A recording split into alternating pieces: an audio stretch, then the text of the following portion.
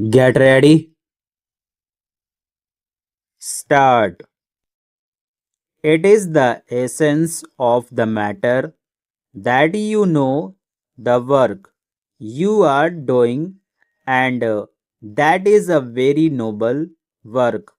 The work of transmission of the old culture to the new generation. There are two sides to the situation. There is the student, the boy and girl, and there are the things of culture, the things that human beings by their cultural efforts have made. They take different forms. They take the form of books, they take the form of songs, they take the form of buildings, they take the form of places, they take all sorts of forms. What forms would suit a particular boy is more than the boy immediately knows. It is your business to find out, it is your business to expose him to the various facets of the culture, which is his culture, and from which only he can be educated, and see which part of the culture appeals to him more, for which part has he understanding, for which part has he a flair, and make use of that part in order to develop him. The rest can come as information because life imparts the information, but in order to build up, you have to harness his inclinations to the good of culture, which are incorporations of those learnings. And when you bring them together, the child begins to grow.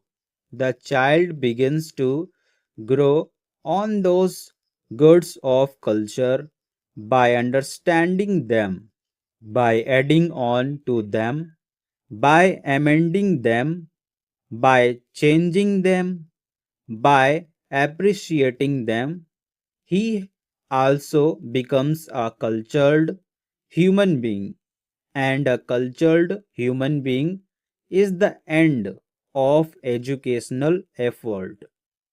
What I am saying is easily said, is difficult to do, and I want you to do the difficult thing.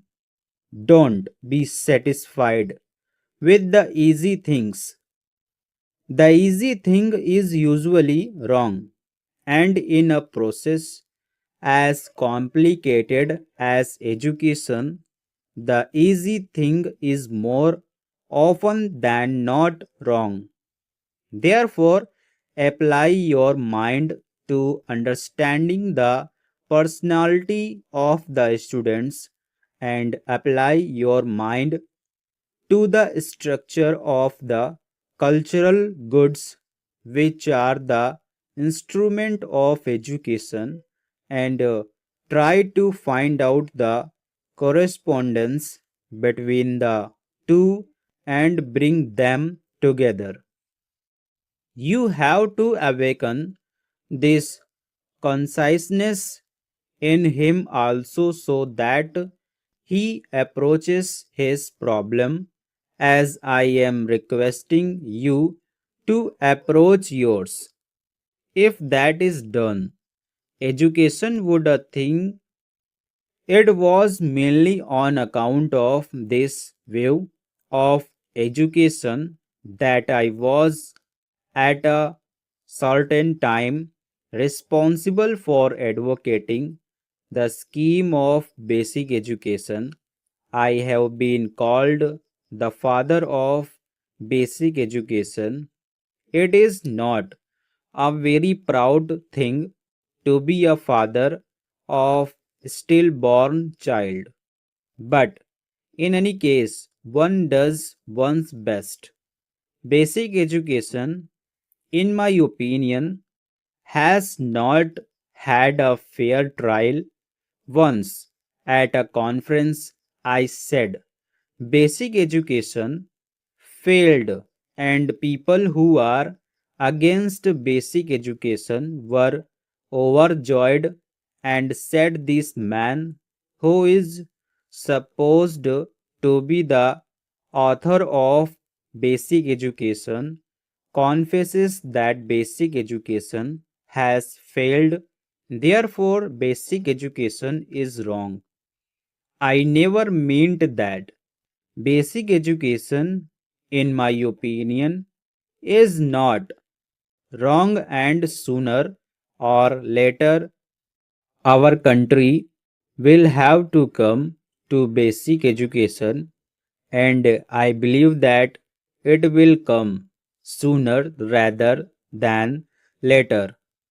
The education that we had been giving, with which we are accustomed, this education cuts off the education from the life of the people for a white collar job. As long as we had a few people to educate, a few hundreds, a few thousands, or a few million, that thing did good work, and some very fine minds were the product. If we have to educate everybody in a people of billion, you cannot educate them in such a way as to take them off from the work. Then you all will starve. You will have all the philosophy in the world, but will have no food to eat, and will have no clothes to wear. Why should anybody produce clothes for you if you can philosophies? Why should anybody produce food grains for you if you can philosophies? When we are few, our population was a small number, people could devote themselves to philosophy because the others fed them and rejoiced in feeding them. In the circumstances as they are, you cannot take people away from their work.